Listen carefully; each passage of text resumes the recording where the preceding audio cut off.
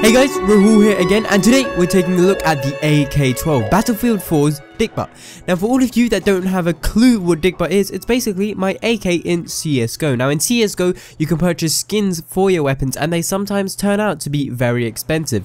I bought a case for £1.50, which is like a gamble where I could get a really expensive skin or a really cheap one worth only 1p. Luckily, I got myself an AWP Asimov, which has net worth around $60. I then found someone looking to trade and swapped the Asimov for an AK Vulcan, which is worth around $80. Pretty swag. Finally, I bought a name tag, called it Dickbutt, and there you have it. Dickbutt was born. Now, in real life, the AK family is probably the most known one when it comes to weapons, with the AK-47 being the most popular weapon of all time, 100 million units sold. Now, the AK-12 is a newer version, more kind of updated of the 47, and it was created sometime in 2010. The whole design is basically the same as other Kalashnikov rifles, though it does have a few ergonomic changes. The stock is in line with the barrel for better recoil control, and the cocking handle has been moved forwards, plus it can be attached on both sides for ambidextrous use.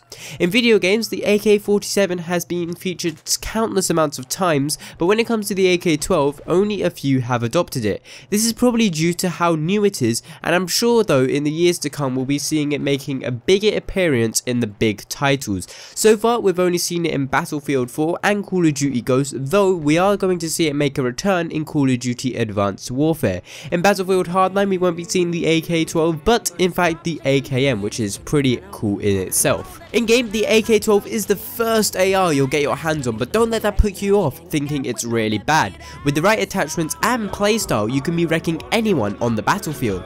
The sets of the weapon don't show anything too extraordinary, though there is nothing bad with it, so it is really fun to use. Also, there is the cool fact that if you put it into burst fire mode rather than fully auto, you'll be getting a 750 RPM compared to the standard 650. This can help in all kinds of situations, as you'll be able to get your shots out quicker so you can down your targets quicker. In game, as the rifle is the one which is already unlocked, it means you start off with a few attachments. The sight you get is the Cobra, and I would say to stick with it throughout your use with the weapon, as it is probably the best. Now, I do normally favour the Coyote, but in this situation I found the Cobra just seemed to work better for me. It might be different for you, but still give the Cobra a go and see how you like it. The accessories you should be going for is a light. The laser sight is good, but I didn't really find it coming to much use, because in the close quarter situations, people with the higher fire rates were dropping me too quickly, and the laser sight just wasn't helping at all. Though, if you do use a light, you can blind your enemies and get a couple shots onto them before they realize where your hitbox is. The barrel I found best to use was the compensator, as it helped a little bit with the recoil, which was great for the longer ranges. I could have gone for the heavy barrel, but I found myself getting into too many close quarter battles to see it of any use. Finally, for the grip, I find the vertical grip a good one to use to help with that hip fire accuracy whilst moving.